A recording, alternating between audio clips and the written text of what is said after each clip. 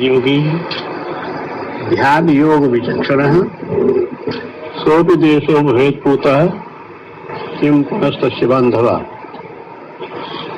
ये एक शास्त्रीय नियम चलता है, जिस देश में जिस प्रांत में एक ध्यान योगी वास करता है वो देश का देश पवित्र हो जाया करता है और उसके भाई बंधुओं का तो कहना ही क्या है।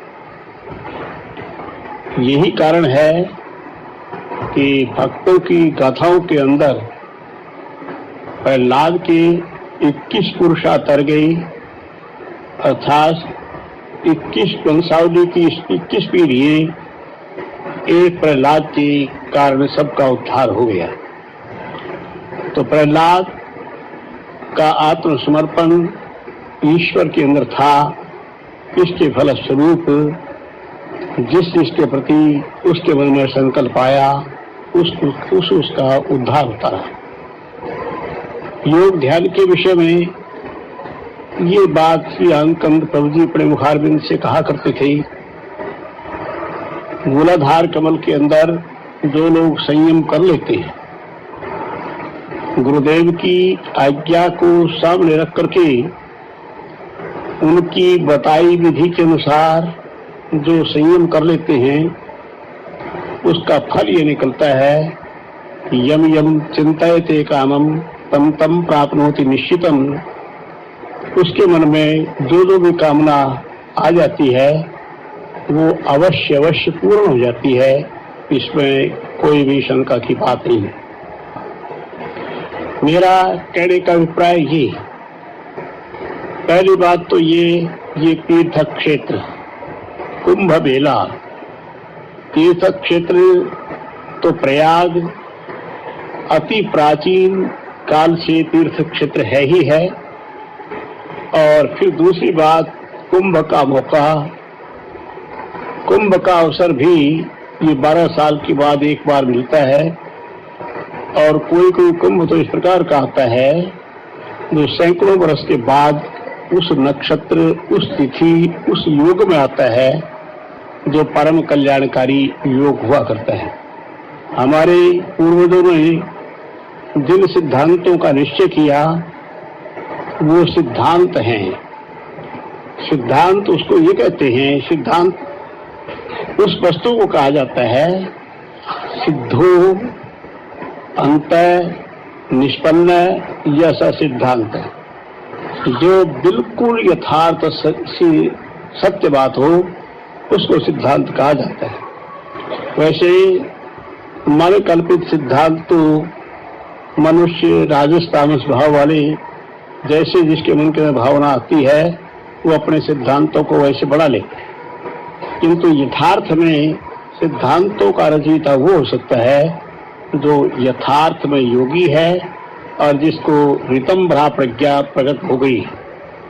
ऋतंभरा प्रज्ञा का अर्थ ही होता है ऋतम सत्यम विभर्ति या सा ऋतंभरा, जो सत्य को धारण करने वाली बुद्धि है वो यदि आ जाए, अर्थात उस जो व्यक्ति सत्य संकल्प हो जाए, उसके मन में जो विचार आए वो सत्य आए, उसमें मिथ्यात्व का नाम निशान भी न हो, तो समझना चाहिए वो सिद्धांतों का निर्माता हो सकता है। हमारे सिद्धांत हमारे ऋषि मुनियों ने बनाए और ऋषियों तत्व दृष्टारा, ऋषि कहते ही उसको हैं जो तत्व दृष्टा हो, यथार्थ का ज्ञाता हो। तो जितनी प्रयाग क्षेत्र की महिमा पुराणों के अंदर लिखी गई है या जितनी कुंभ मेले की महिमा लिखी गई है, उसके अंदर विशेषता की बात यही है कि यहाँ पर सभी देवी देवताओं का वास होता है और कोई कुंभ इस प्रकार का नहीं होता जिसमें सिद्ध योगीराज नहीं आते। सिद्ध लोग आते हैं, वो गुप्त रूप से रहा करते हैं, उनको हर आदमी पहचान नहीं सकता, हर आदमी जान नहीं सकता, मनुष्यों की तरह से सामने आकर वो लोग चले जाया करते हैं। इसलिए तुम सब के सब इस ब्रह्म क्षेत्र के अंदर, तीर्थ क्षेत्र के अंदर रह रहे हो और अब की बार हम भी लगभग 1-1.5 महीना यहाँ रहे ही रहे। अब तो खैर अधिक से अधिक 1 सप्ताह ही रह पाएंगे, उसके बाद तो जाना ही पड़ेगा। निश्चित प्रोग्राम बन चुके हैं, पर अवश्य निभाने पड़ेंगे। किंतु इतने दिन तक हमारा तुम्हारा सबका यहाँ निवास रहा। हमारे कुछ बच्चे आए और चले भी गए, किंतु जिस प्रकार का उपदेश और व्याख्यान हम रोज रोज समझाते आए हैं, उसके अनुसार जिन लोगों ने अपने गुरु मंत्रों का जाप किया होगा, ये निश्चित बात है उनको सिद्धानुकंपा प्राप्त हुई होगी। सिद्ध लोग देख लेते हैं कौन क्या कर रहा है, उसके पर उनकी अनुकंपा, उनकी कृपा हो जाया करती है, वो सहायता मिल जाती है, जिस सहायता के कारण उनका उत्थान हो जाया करता है, कल्याण की ओर चली जाए। दूसरी बात, प्रथम बात तो श्री आनंद प्रभु जी की कृपा ही। श्री प्रभु जी सिद्धों के महासिद्ध हैं, इसमें कोई शंका ही नहीं। मैंने तुम्हें कई बार बतलाया था कि ऋषिकेश में रहने वाले केशवानंदी अवधूत अंतरदृष्टा थे। उन्होंने मुझसे कहा था कि ये लोग तो हिमालय को कभी छोड़ते ही नहीं, इतने बड़े महापुरुष यहाँ पृथ्वी पर आए तो कैसे आए, ये लोग तो हिमालय को छोड़ते ही नहीं। ये केशवानंद अवधूत की वाणी थी। आज प्रातः काल में जिक्र कर रहा था, कुछ लोग मेरे पास आए थे, वो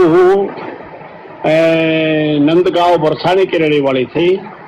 मैंने थोड़ा सा जिक्र किया बरसाने की बाबत किशोरीदास भंडारी का। किशोरीदास भंडारी निम्बार्क संप्रदाय के आदमी थे, किंतु एक प्रकरण चल पड़ा, जिस प्रकरण के अनुसार उन्होंने ध्यान में श्री प्रभु जी के दर्शन प्राप्त किए और प्रभु जी के तेज को देख करके वो उठे और उठकर कहने लगे, अरे भाई वाह वाह वाह वाह, वो तो पर ब्रह्म है, वो तो पुरुषोत्तम है, उनसे परे कौन है, वो तो परात्पर हैं, तुम्हारे तो बहुत बड़े भाग्य हैं, तुम्हें श्री गुरुदेव की प्राप्ति हुई। इसलिए सबसे बड़ी बात तो ये श्री प्रभु जी के चरण कमल मिलना। दूसरी बात, श्री प्रभु जी का स्वरूप सामने। तीसरी बात, यदि तुमने नियम से अपने मंत्रों का जाप किया होगा तो प्रभु जी की कृपा, सिद्धों की कृपा और तीसरा देवताओं की कृपा, इस तीर्थ क्षेत्र के अंदर रहने का लाभ अवश्य हरेक को मिलेगा और वो कल्याण मार्ग पर चलता रहेगा। अब 4-6 दिन हम लोग यहाँ रहने के रहे, उसके बाद तुम सब भी चले जाओगे, हम भी चले जाएंगे, अन्य अन्य कार्य जैसी प्रभु जी की आज्ञा है के अनुसार कार्यक्रम करेंगे। इतने दिन डट कर अपने अभ्यास क्रम को उसी प्रकार बढ़ाते चले जाओ। प्रातः काल हम श्री प्रभु जी की आरती गंगा स्नान करके कर दिया करेंगे। करने के बाद हमारा कार्यक्रम तो ये रहता था कि हम गीता के पाठ पर थोड़ा सा प्रवचन किया करते थे, किंतु प्रवचन का नियम हमने आज से हटा दिया है। उसके बाद तुम कम से कम 1 घंटा, जब तक नाश्ता तैयार न हो तब तक यहाँ बैठ करके हर एक मंत्र का जाप किया। दूसरी बात, जिन लोगों ने प्रातःकाल स्नान करने के लिए चलना है वो 6 बजे तैयार रहे। हम भी चलेंगे, तुम भी चलना। हम थक जाएंगे तो गाड़ी भी तैयार रहेगी, उसमें बैठ जाएंगे।